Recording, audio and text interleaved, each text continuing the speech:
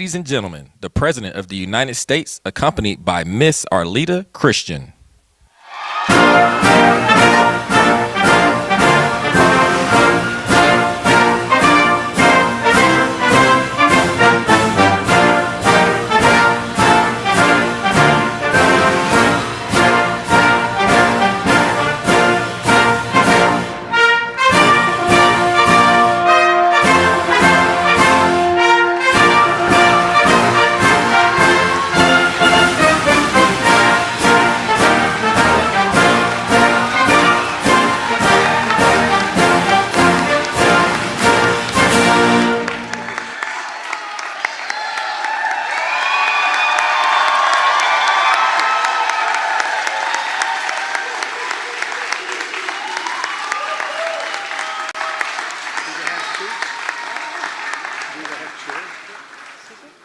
Chairs?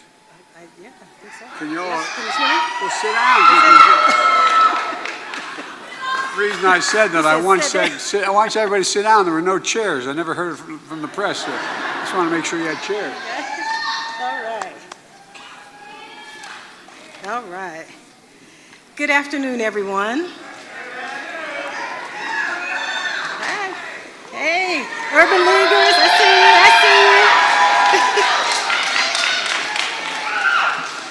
I'm Arleta Christian. I'm the Senior Director of the Health and Senior Services Department for the Urban League of Portland. I'm a mother, a grandmother, a wife, and I call myself a junior senior. I run a department that provides case management, transportation, educational events, community events, grocery shopping, and all for our older adults, our seniors. We fight for our seniors every day to help them remain independent as long as possible. In more than 20 years of doing this work, I've listened to our seniors express their frustration and how they struggle to afford their life-saving medications. Excuse me. At times they're faced with the decision, of paying for medications or using money to pay a bill. Sometimes they're faced with the decision to pay a portion of their rent with funds needed for medication. Or like my mom, who pays out-of-pocket costs for everything, and sometimes it doesn't leave a whole lot of money at the end of the month. And these are just a few of the issues that older adults face every day, and they shouldn't have to. Not in this country, anyway. We can do better. We need to do better. And we owe it to our seniors to do better. It means a lot to have President Biden here today, to hear him deliver on a promise to make prescriptions more affordable. Thank you for hearing our concerns, Mr. President. And it's an honor to welcome you. Ladies and gentlemen, President Biden.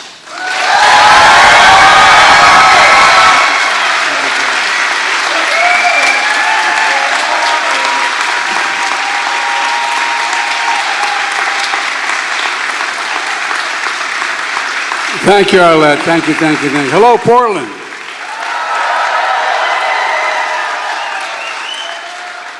Thank you all so very much for being here. Ron Wyden and Jeff Merkley, Suzanne is, she's something else. She's Bonamici. She's doing pretty darn good. Where is she? There you are. I am thoroughly embarrassed her yesterday by letting everybody in the world, at least in the state, know that it was her birthday yesterday. She turned 30 yesterday. They're here today, and they deserve a heck of a lot of credit for the significant legislation we gotten passed relating to seniors particularly. You know, the last time I was here in Portland, I talked about the bipartisan infrastructure law. The investments we're making to modernize Portland's airport, fix your roads, your bridges, all across this state, and get better water and get rid of lead pipes and internet and so a whole range of things. But you know, today I'm here to talk about what my introducer talked about lowering drug costs, lowering costs for Americans across the country. And I know it's been a rough 4 or 5 years in this country for an awful lot of people. But we've made a lot of progress, but folks are still struggling. We can't kid ourselves about that. And I think when I think about the way my dad used to think about it, My dad was a really fine man, and he was well-read. He never got to go to college, and he was a salesperson. And my dad used to say that everybody deserves a little bit of breathing room, just a little bit of breathing room. And you sit down at the end of the day, end of the month, at that kitchen table and determine whether you're able to pay all the bills that month and had a little bit left over. Did you have just a little bit left over, just a little breathing room? Well, by that's all about what this is about, what we're about. You know, a lot of people don't have any breathing room. It's especially the case when it comes to health care and prescription drugs. That's why Senator Wyden's leadership, and I'm not because I'm here and because he's my friend. This is no malarkey, as my mother would say. All kidding aside, he's the chairman of the Finance Committee. He has done more to get the most significant legislation ever passed, other than the actual passage of Medicare and Social Security, than anybody has in the United States Congress. Stand up.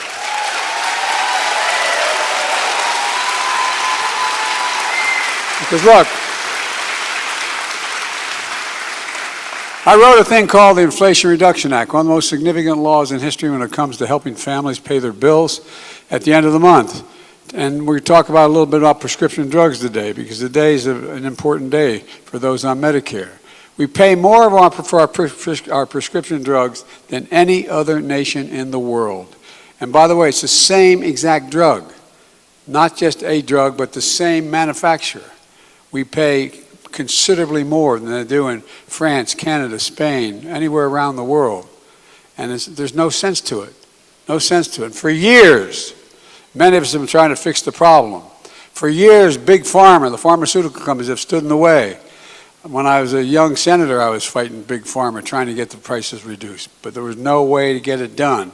For years, there's been no check on how fast Big Pharma, the big pharmaceutical companies, can raise drug prices. This year alone, drug companies raised the price of more than 1,200 drugs higher than the rate of inflation. This year alone. And guess what? They didn't do anything else with the drug. It's not like they found a new way to make it better. The same exact drug. 1,200 of them. The average price increase rose on those drugs over 30%. 30%. It's just wrong. It's simply wrong. But between Merkley and that other guy I just talked about in the Senate, look, in 1922, the price for one blood pressure drug that millions of Medicare patients, beneficiaries rely on, went up by 500%. 500%. Another drug used to treat autoimmune conditions increased by $1,000 this year. $1,000. Those of you on it, you'll know what I'm telling you is to be true. It's outrageous. But this year, the American people won. And for the first time, Big Pharma lost. Big Pharma lost. Now, if Big Pharma tries to raise drug prices faster than inflation, they're going to have to write a check to Medicare to cover the difference. They're going to not be able to do it. They're going to cover the difference. And look, instead of that money going in the pockets of drug companies, it'll go in your pockets in the form of lower drug prices. You know, there's more money at the end of the month to pay those grocery bills, get your car repaired, buy your grandson a birthday gift. That's the important stuff. And the Inflation Reduction Act gives Medicare the power to negotiate lower prescription drug costs for the first time. And by the way, the power is you make billions of dollars off of Medicare because we purchase the drugs you make for the elderly. Well, guess what? This time around, we're going to say, we're only going to pay you so much for that drug. Take it or leave it. You either sell it at that price or you don't get to, we're not going to buy it. That's when I say make the price come down. That's how it's happening. Because we're able to do that for the VA and all the veterans benefits my son when he was dying got. You know, so it's just about time. We've been fighting for this for a long time, Father. Long time. Seniors are going to see their out-of-pocket cost for prescription drugs capped at $2,000 a year, whatever the expense of their drugs. And some of the cancer drugs cost $14,000, $15,000 a year. Well, guess what? When this kicks in, no senior will have to pay more than $2,000 a year for all of their drugs, no matter what. All of them. All of them. And folks, I know the names of these pieces of legislation are just boring, but the Inflation Reduction Act caps the cost of insulin for seniors on Medicare at $35 per prescription instead of $400 per prescription. $400. You know how much it costs? You know how much it costs them to make that drug? $15 to make it and package it. $35 is a lot of money compared to $15. They're going to make a good profit. They're charging sometimes 300 times as much. And folks, look, if you wanted a cap for everyone, including, I wanted a cap, and we all did, the members of your delegation, the Democratic delegation are here today. We wanted to cap insulin for everybody. For example, I was down in Virginia at a town meeting like this, and a woman stood up when I was talking and said, I have 2 children on insulin. If they don't get their insulin, they can die, and they can have serious consequences. And I don't have enough insurance I don't have private insurance, I can't afford it. And I can't pay for it, I don't qualify for anything. And she started to cry.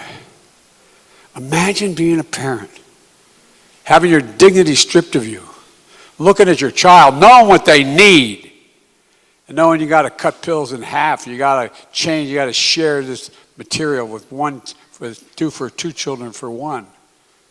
Folks, and guess what? The Republicans in Congress, not one single Republican voted for any of this, but they got enough votes in Senate to block taking care of non-Medicare patients. So that mother still is going to have that problem. That mother's still going to have that problem. And folks, like I said, it costs $10 to make that insulin and package it, 10. But drug companies have been charging 30 times. I said 300, I misspoke, 30 times. It might as well be 300 for these people who are needed. Imagine, as I said, being that parent, and I'm not going to ask you because I don't want to embarrass anybody, but there's a lot of people in here that use insulin. My guess is, raising your hand, I see that. And it's expensive as hell. Well, we're going to keep fighting for lower costs for cost of living of insulin for children and families as well. Because of the Inflation Reduction Act, seniors in Medicare Part D are also going to be able to get their recommended vaccines like shingles vaccines and vaccines without any copays. And they've been paying an average of $100 to $200 a month for the shots. Nothing. Zero. You're not going to pay anything for those needed vaccines. And starting this week, we're making, it's a big deal, we're making hearing aids more affordable. We're also making them available over the counter so people don't have to pay the expensive visit to a specialist. This week, this Monday, you're going to start seeing hearing aid ads in your store shelves. And the FDA estimates that it's going to save patients as much as $3,000 for a pair of hearing aids. Today marks the beginning of Medicaid's they call it open enrollment period. So when seniors pick plans for next year, they'll be able to take advantage of the progress we've made. But that's not all. For years, the fee you pay for Medicare to cover your visits to the doctor's office has gone up. Now, for the first time in more than a decade, they're going to go down. They're going to go down. And earlier this week, we announced that Social Security benefits are going to go up, an average of $140 a month, beginning now, starting next year. Seniors are going to be ahead of inflation next year. For the first time in 10 years, Social Security checks are going to go up while their Medicare premiums go down. And folks, that's a big deal for ordinary people on Medicare. Yesterday, I signed an executive order directing the Department of Health and Human Services within 90 days to put a plan on my desk finding additional ways to lower prescription drug costs for seniors. But we're not just focused on seniors. Thanks especially to Ron Wyden here in Oregon for making it easier for families with Medicaid to keep their kids insured by getting rid of paperwork they normally have to do every single year.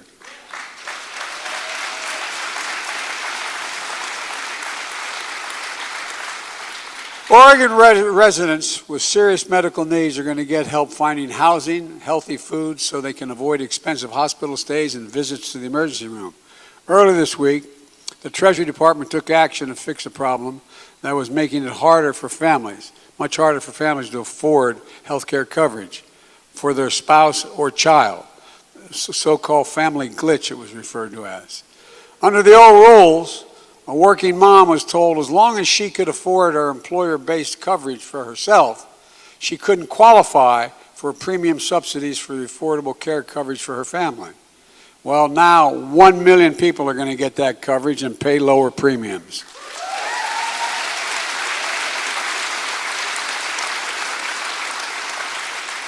Last year, a family of 4 with health coverage through the Affordable Care Act, they saved an average of $2,400 because of the American Rescue Plan that I signed into law. Now the Inflation Reduction Act locks in place those lower premiums for millions of families. They're not going to go away. But folks, let me tell you something. Every single Democrat in Congress voted for the Inflation Reduction Act, and every single Republican voted against it. Every single one, House and Senate. Not only that, now the congressional Republicans are telling us their number one priority, if they win, their number one priority, this is their pamphlet, their number one priority is to repeal the Inflation Reduction Act. Let me be crystal clear about what that means. If Republicans in Congress have their way, it means the power we just gave Medicare to negotiate lower prescription drug prices goes away, gone. The $2,000 cap on prescription drugs for seniors goes away, gone.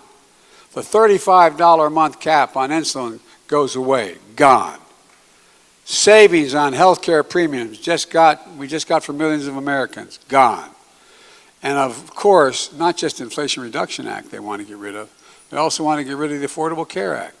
That means an end to the protections for tens of millions of people. You know, the only reason why people with pre-existing conditions who can't afford expensive insurance get it is because the Affordable Care Act says you can't block someone with a pre-existing condition. But they used to be able to say, no, you can't get it. It's a big deal.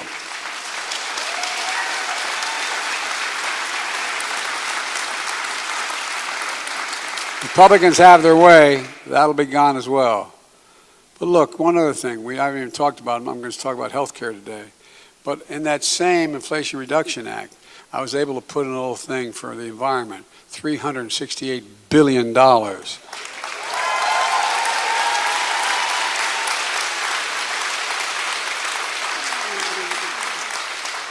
Because the existential threat to the planet is climate change. It's real. It's real. It's genuine. They want to get rid of that as well, I might add. They want to get rid of that as well. But look, here's the bottom line, and please hear this. When it actually comes time to do something about inflation around the kitchen table, Republicans in Congress said no. If they take control, they've said their first aim is to get rid of the Inflation Reduction Act, and inflation is going to go up, not down. You know, when you sit at that kitchen table I told you about paying your bills, well, what are necessities for a vast majority of families? Prescription drugs. If you lower prescription drug costs significantly, it lowers their cost of a family, and inflation for the family is reduced. It goes on. The same way with what's in the Inflation Reduction Act has to do with your ability to be able to get tax credits for buying, if you need a new coffee machine, a new washer, a new refrigerator, you buy an efficient refrigerator, efficient coffee machine, you get a tax credit for it. It costs you less money. It's estimated average family will save $500 a year as well on just that. There are also tax credits for weatherizing your home, put in new windows and keep or a door that doesn't, leak air and bring in the cold, etc. There's a lot in here that lowers the everyday cost for middle-class families to be able to make it. And look, I come from a wealthy state, the state of Delaware. Well, guess what? I've never been a big fan of trickle-down economy.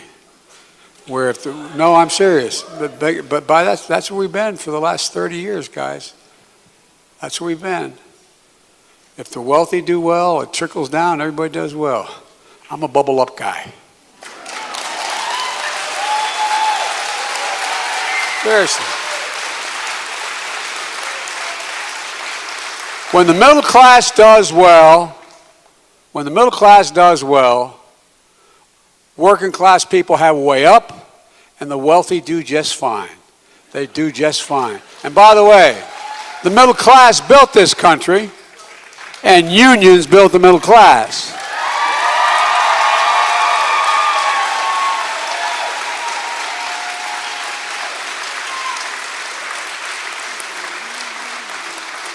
I don't want to take too much of more of your time, but this is one of the reasons I got involved in politics 800 years ago.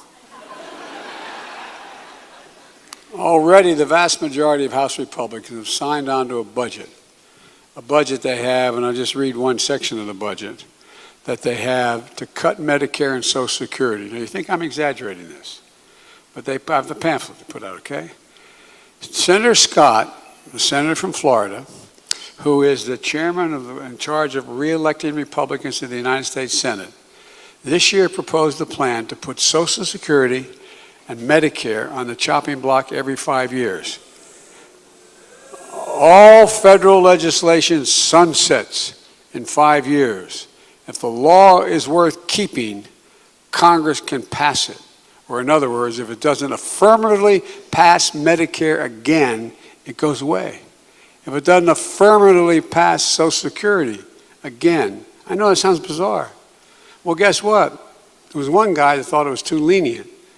A guy who happens to be a senator from Wisconsin named Johnson.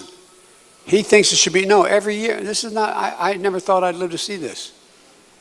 It's not a joke. He wants every single year the Congress would have to affirmatively vote back into law, these programs, or they go away. It's not just Social Security and Medicare. He wants to put veterans' benefits and everything else in the federal budget at risk the same way. Look, let me close with this. Over the last few years, we've faced some of those difficult challenges in our history, both domestically and in foreign policy. And we're making real progress, helping folks just get a little more breathing room.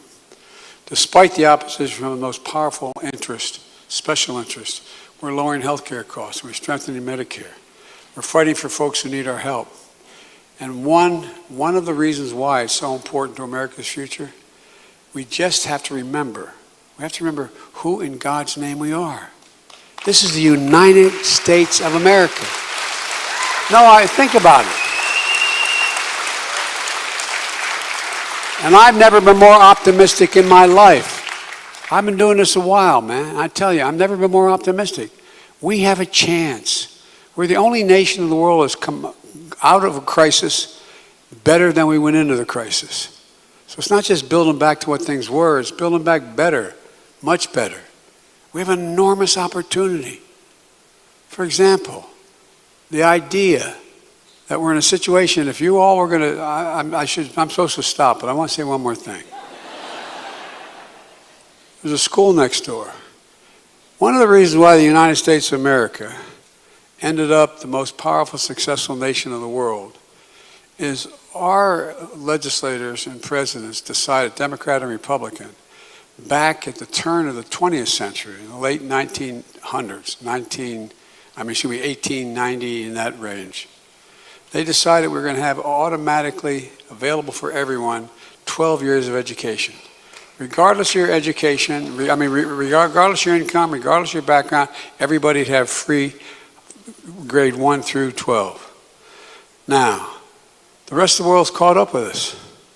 If we were doing this today, would we say 12 years is enough to compete? No, I'm being genuine. This is not a political, it's just a raw statement. 12 years enough in this changing world in the second quarter of the 21st century? Is it enough? Well, guess what? We found out there was a 6 or 7 year study done by, I believe it was Harvard and Stanford together, determining what's the difference if you put a 3-year-old, not in preschool, you put a 3-year-old in school, learning reading, writing, adding, subtracting, you had after school work. Well, you know what they concluded? That 56% of the children, no matter what background they came from, no matter whether they came from a house that didn't have a single book in it and mom or dad didn't know how to read, no matter what. They have a 56% chance of getting all through all the years, all 12 years, without any problems. Folks, and not only that, we should have post-high school. Post-high school. And the cost of that is doable. Just having apprentice programs and 2 years of community college. Folks, look, I promise I will end with this. One of the things I didn't mention that Ron got done in the Affordable Care Act, in the legislation we passed to lower drug prices, he was able to raise the taxes on corporations. Not a lot. We want to do more, but guess what? There were 54, 55, 54, I think it was, American Fortune 500 companies that made $40 billion in 2022 did not pay a single penny in taxes. No, I'm not joking, not a single penny. And guess what? Now they're paying a minimum of 15%. That's paying for all of this. And folks, next time you hear the Republicans talk about big spending Democrats, remind them, Biden lowered the federal deficit last year by $350 billion and by $1 trillion this year. That's a fact. So don't tell me you can't afford it. Let's go get them. Every time I'd walk out of my grandpa's house, I'd say, Joey, go out, and he says, spread the faith. And my grandmother said, no, Joey, no, Joey. Holler, holler. Not just keep the faith, spread it. Folks, there's nothing beyond our capacity, I promise you. There's nothing beyond our capacity. It's time for America to come back and come back strong. God bless you all.